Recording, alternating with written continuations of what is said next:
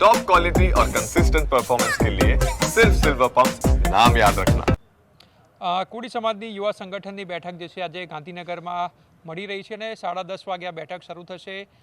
દિગ્ગજ નેતાઓ જે છે તે પણ અહીંયા ઉપસ્થિત રહેવાના છે। હીરાભાઈ સોલંકી સહિતના નેતાઓ જે છે તે પણ આ બેઠકમાં ઉપસ્થિત રહેશે અને યુવાઓને માર્ગદર્શન આપવાના છે, પરંતુ વિવિધ મુદ્દાઓને લઈને જે છે આ બેઠક યોજાઈ રહી છે। આપણી સાથે બળદેવભાઈ છે, તેમની સાથે વાત કરું। સાહેબ, શું કહેશો, કયા કયા મુદ્દાઓને લઈને બેઠક છે અને શું એજન્ડા છે મુખ્ય બેઠક? આજરોજ અમારી રૂટીન દર વર્ષે અને દર 6 મહિને અખિલ ભારતીય યુવા કોળી સમાજ ન્યૂ રજિસ્ટર દિલ્હીની કારોબારી બેઠકનું આયોજન થતું હોય છે, જે અનુસંધાને ગાંધીનગર મુકામે આજે કારોબારી બેઠકનું આયોજન કરવામાં આવ્યું છે। આ આયોજન સામાજિક, રાજકીય તેમજ સમાજની અંદર ઉત્થાન થાય તેવા મુદ્દાઓને લઈને દર 6 મહિને કારોબારી બેઠકનું આયોજન કરતા હોઈએ છીએ। તેના ભાગરૂપે આજે ગાંધીનગર ખાતે કારોબારી બેઠકનું આયોજન કરવામાં આવ્યું છે। હીરાભાઈ સોલંકી અમારા પ્રદેશના મેઇન બોડીના અધ્યક્ષ છે। એ પ્રોટોકોલના હિસાબે અમારા પ્રદેશના અધ્યક્ષ અહીંયા હાજર રહેવાના છે। આ વિષય હમણાં અમારી કારોબારી 10:30 વાગે શરૂ થવાની છે। કારોબારીની અંદર તમામ મુદ્દાઓ ઉપર સામાજિક ઉત્થાન હોય, જીપીએસસીની પરીક્ષા હોય, શિક્ષણને લગતી બાબતો હોય, અંધશ્રદ્ધાઓ હોય, આ તમામ બાબતો ઉપર ગોષ્ઠી થશે અને ત્યારબાદ જે ઠરાવો થશે એ પ્રેસના માધ્યમથી અમે ગુજરાતની જનતાને અને ગુજરાતના કોળી સમાજને અમે જાહેર કરીશું। 2027નું ઇલેક્શન પણ આવી રહ્યું છે, એમાં કયા મુદ્દે ચર્ચા થશે? ઇલેક્શનને શું થશે, સમાજને શું પ્રભુત્વ મળી રહે અને સરકારમાં અને સાથે સાથે તમામ પક્ષોમાં, ન ફક્ત એક પક્ષ પરંતુ તમામ પક્ષોમાં શું મળી રહે તેમનું આયોજન છે? ચોક્કસપણે 2027નું ઇલેક્શન આવવાનું હોય, પરંતુ અમારી જે બાબત છે, આજની કારોબારી મિટિંગ છે, એ સંગઠનના માધ્યમથી છે ને સંગઠનના માટે છે। હાલ એવો કોઈ રાજકીય મુદ્દો નથી કે જે 2027ની અંદર કોળી સમાજને શું પ્રભુત્વ મળે। આ અમારી તાલુકા લેવલે, જિલ્લા લેવલે સંગઠનને મજબૂત કરી રાજકીય તેમજ સામાજિક રીતે કઈ રીતે પ્રભુત્વ મળી રહે એના માટેની ગોષ્ઠી બેઠક છે। શિક્ષણની વાત કરી તમે, તો કયા શિક્ષણ લઈને મુદ્દાઓ છે? અંધશ્રદ્ધાની પણ વાત કરી, શું અંધશ્રદ્ધા સમાજમાં ફેલાઈ રહી છે જેને દૂર કરવી જરૂરી છે? જે રીતે કોળી સમાજ આખા ગુજરાતની અંદર મોટી વસ્તી ધરાવતો સમાજ છે। આ સમાજ પછાત અને ઓબીસીની અંદર મોટો સમૂહ ધરાવતો સમાજ છે। ચોક્કસપણે જ્યારે મોટો સમાજ હોય ત્યારે અમારા સમાજમાં મજૂરી કરતા લોકો રહે છે, એનો ડ્રોપ આઉટ રેશિયો જે ભણતરની અંદર છે એમાં વિદ્યાર્થીઓનો ડ્રોપ આઉટ રેશિયો વધારે છે। તો આ કઈ રીતે નાથી શકાય અને શિક્ષણનું પ્રભુત્વ કઈ રીતે સમાજની અંદર વિદ્યાર્થીઓ મેળવી શકે એ બાબતની ગોષ્ઠી છે। સપોઝ કે દાખલા તરીકે આખા સમાજની અંદર અંધશ્રદ્ધાઓ જે હોય, કુરિવાજો હોય, આને નાબૂદ કરી અને વિજ્ઞાનની સાથે કઈ રીતે જોડાય અને સમાજને કઈ રીતે આગળ લઈ શકાય, આ બાબતોની ચર્ચાઓ થવાની છે। હીરાભાઈ સહિત કોણ કોણ ઉપસ્થિત રહેવાનું છે? અમારા પ્રદેશ અને રાષ્ટ્રીય સંગઠનના જે આગેવાનો છે એમાં હીરાભાઈ સોલંકી છે, મનુભાઈ ચાવડા છે, આવા તમામ મોટા આગેવાનો જે છે, જે પ્રોટોકોલમાં આવતા હોય, જે અપેક્ષિતો હોય એમને હાજર રહેવાના છે।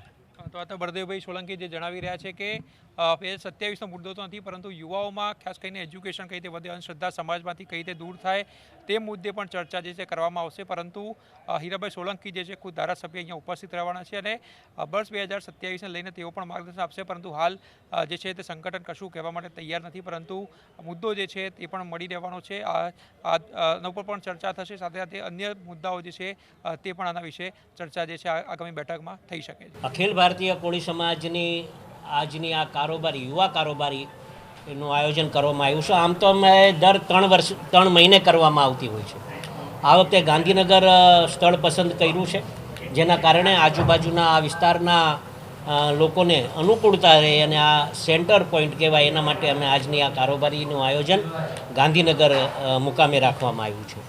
અમારા પ્રમુખ ભાઈ શ્રી દિવેશભાઈ ચાવડા અને મહામંત્રીને બધા ભેગા થયા છે અને અમુક જિલ્લાઓમાં અમારા સંગઠનના હજુ હોદ્દાઓ આપવાના બાકી છે, એટલે હોદ્દાઓ આજે નવી નિમણૂક પણ આજે અમે કરવાના છીએ યુવાનોની, અને આવતા દિવસોમાં જિલ્લે જઈ અને યુવાનો એકત્રિત કરી અને આ સંગઠન કઈ રીતે સમાજનું મજબૂત થાય એ દિશાએ અમે કામ કરવાના છે। એ હેતુસર આજે મળ્યા છે, બીજો કોઈ હેતુ છે નહીં।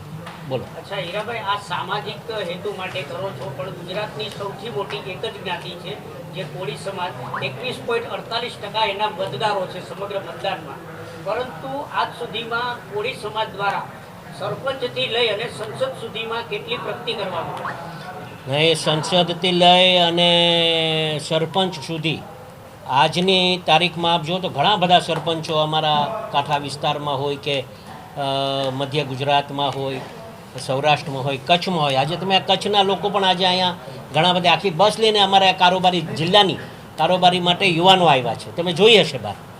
અને આવા હીરાભાઈ, પરિવારવાદની પણ એક બાબત ઉપસ્થિત થાય છે કે અમુક પરિવારો રાજકારણમાં છે, પણ આવડો વિશાળ કોળી સમાજ હોવા છતાંય બરાબર છે કે અન્ય વધારાના ધારાસભ્યો કે નગરપાલિકાના પ્રમુખો, જિલ્લા પંચાયતો, આર્થિક રાજકારણ તમારું, રાજનીતિ શું છે, અને આજ સુધીની અંદર જે ડેવલપમેન્ટ નથી થયું, કોળી સમાજની કોઈ યુનિવર્સિટી, કોઈ મોટા ઉદ્યોગો કે આવી કોઈ આર્થિક જે પ્રગતિ થવી જોઈએ એ પણ નથી થયેલી, અને એ સિવાયની પણ રાજનીતિમાં આજે એમનું કોઈ મહત્વ નથી ગણાતું. તો એના માટે કોળી સમાજ શું કરવા માંગે છે?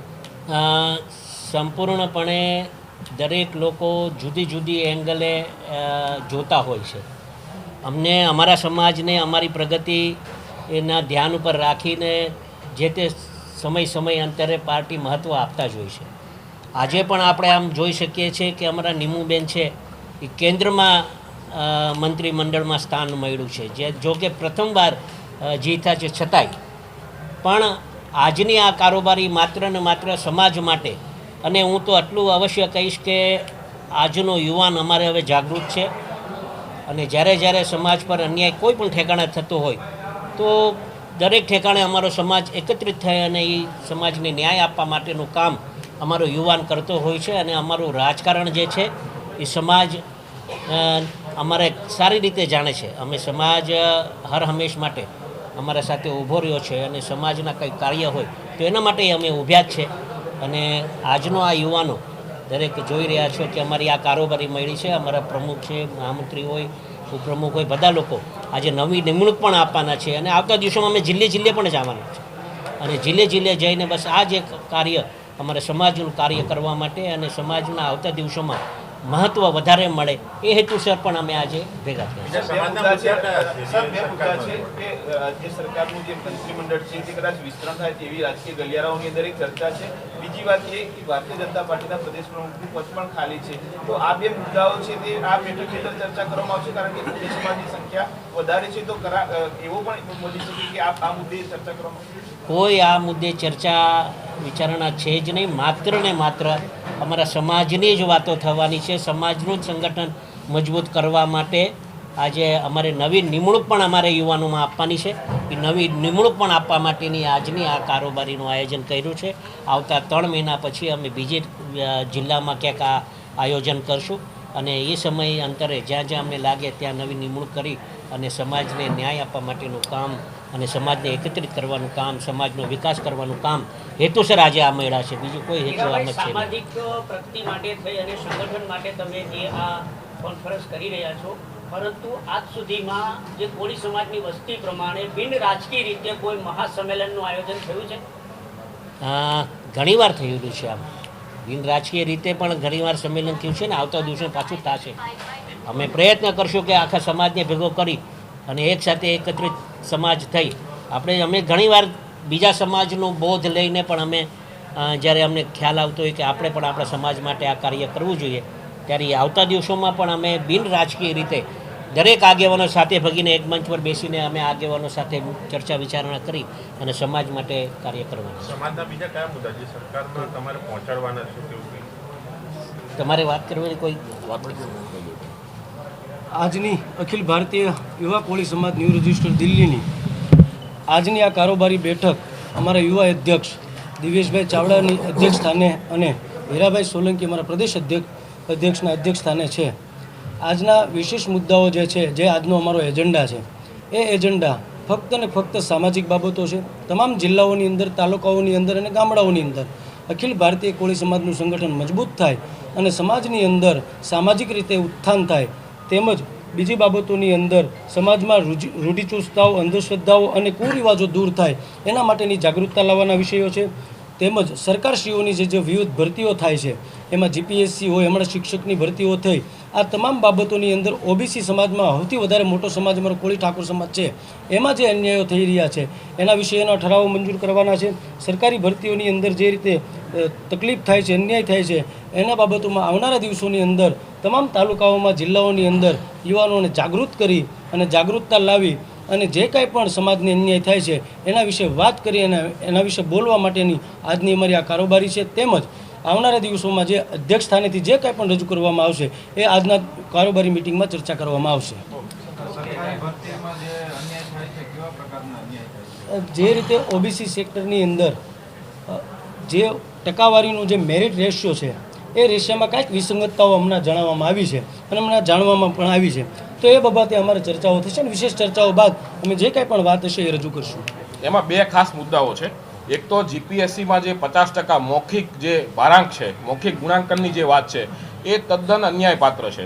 આજે દેશના તમામ રાજ્યોની આપણે પબ્લિક સર્વિસ કમિશનનો ડેટા જોઈએ અને એમનું જો ગુણાંકનનું માળખું જોઈએ તો ત્યાં માત્ર 10 થી 12% મૌખિક ઓરલ ઇન્ટરવ્યૂનું ભારાંક છે અને 90% જે છે રિટર્ન ઇન્ટરવ્યૂનું રિટર્ન એક્ઝામનું ભારાંક છે. માત્ર ને માત્ર ગુજરાત એવું સ્ટેટ છે કે જેમાં 50% ઓરલ ઇન્ટરવ્યૂનું ભારાંક છે, જે યુવાનો માટે અને ખાસ કરીને જે છેલ્લા રિઝલ્ટો આવ્યા એ રિઝલ્ટોના આધારે આપણે કહી શકીએ કે ગુજરાતના ઓબીસી એસસી એસટી સમાજના યુવાનોને ભારોભાર અન્યાય થયો છે. બીજી જ એવી અત્યારે હાલ એક પ્રાથમિક શિક્ષકોની જે ભરતી ચાલી રહી છે જેમાં 27% ઓબીસી અનામતના જગ્યાએ માત્ર ને માત્ર 14.5% ઓબીસીની સીટો ફાળવવામાં આવી છે. આ બાબતે આજે અમે અહીંયા યુવા કારોબારીમાં ઠરાવ કરીને અમારા પ્રદેશના અધ્યક્ષ માનનીય આદરણીય હીરાભાઈ સોલંકી દ્વારા સરકારમાં રજૂઆત કરવા માટે અમે એમને વિનંતી પણ કરવાના છીએ. દિનેશભાઈ, તમે ભૂતકાળમાં એક રાજકીય પક્ષ પણ ચલાવી ચૂક્યા છો. રાજકીય રીતે તમે અને હીરાભાઈ ને અન્ય લોકો બી ઘણા બધા માહિતીગાર છો.